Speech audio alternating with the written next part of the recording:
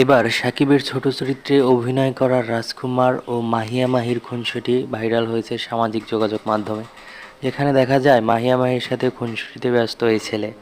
আর জানা যায় এই ছেলেটা সাকিব খানের ছোটবেলার অভিনয় করেছে রাজকুমার ছবিতে।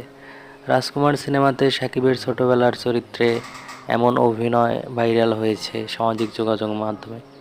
রাজকুমার রাজকুমারের মতোই অভিনয় বেশ পাকা, মা ছেলের বোঝাপড়া ছিল দারুণ। সাকিবের ছোট চরিত্রে অভিনয় করার এই ছেলেকে নিয়ে একজন প্রশংসা করে লিখেছেন, রাজকুমার সিনেমায় ছোট সাকিব খানের চরিত্রে এই বাচ্চাটা জাস্ট ফাটিয়ে দিয়েছে।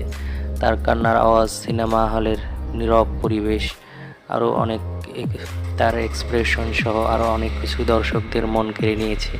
সত্যি সত্যি রাজকুমারের মতোই অভিনয় করেছে এবং দেখতেও বেশ রাজকুমারের মতোই লাগে।